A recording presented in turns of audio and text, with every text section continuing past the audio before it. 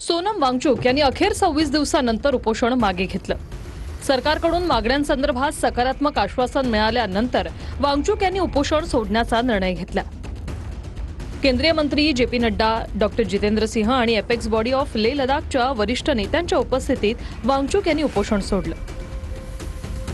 यावेळी जे.पी. नड्डांनी सरकारनं उचललेल्या पावलांचा प्रस्ताव सोनम वांगचुक यांच्यासमोर वाचून दाखवला। नीट पेपर फुटी प्रकरणावरून जंतर मंतरवर सुरू असलेल्या आंदोलनाला पाठिंबा देत वांगचुक यांनी बेमुदत उपोषण सुरू केलं होतं। नड्डांचं आश्वासन काय? जंतर मंतरवर शांततेत आंदोलन करणाऱ्यांवर सरकार कोणतीही केस न करण्याबाबत सकारात्मक। 20 जुलैच्या मोर्चात ज्या आंदोलकांनी शांततापूर्ण सहभाग घेतला त्यांच्यावर केस न करण्यासंदर्भात सरकार सकारात्मक।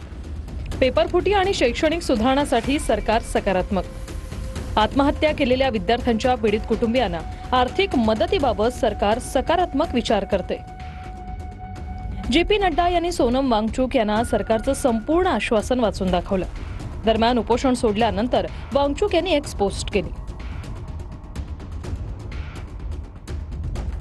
नड्डा, डॉक्टर जितेंद्र सिंह आणि लेह लडाखच्या सर्वोच्च समितीच्या वरिष्ठ नेत्यांच्या उपस्थितीत आपण 26 दिवसांचं उपोषण सोडलंय। यापूर्वी विविध राजकीय पक्षांच्या 65 खासदारांनी माझी भेट घेऊन अथवा पत्र लिहून उपोषण सोडण्याची विनंती केली होती।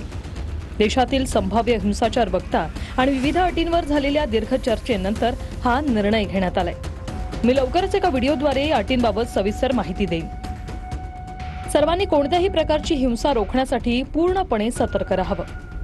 वांगचुक यांनी उपोषण मागे घेतल्यानंतर मोदींनी हे ट्विट केले। लवकरात लवकर वांगचुक यांनी आपलं आधीचं वजन पुन्हा मिळवावं असं मोदींनी आपल्या ट्विटमध्ये म्हटलंय।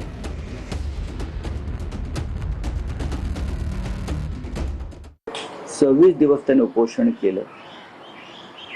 त्यांच्या उपोषणामुळे एक आंदोलन उभं राहिलं। देशातली युवा पिढी रस्त्यावर उतरली, इतर लोक रस्त्यावर उतरले, आजही आहेत ते। पण मध्यरात्री उपोषण सोडण्याची गरज नव्हती। संजय राऊत, तुमच्यामध्ये हिम्मत असेल तर भांडूपचा गाढव नाका नावाचं ठिकाण आहे, तिथं किमान 2 दिवसाचं कडकडीत उपोषण करा आणि विद्यार्थ्यांना पाठिंबा द्या। हे कोरडे उमाळे पोळशुल थांबणं संजय राऊतांनी बंद केलं पाहिजे।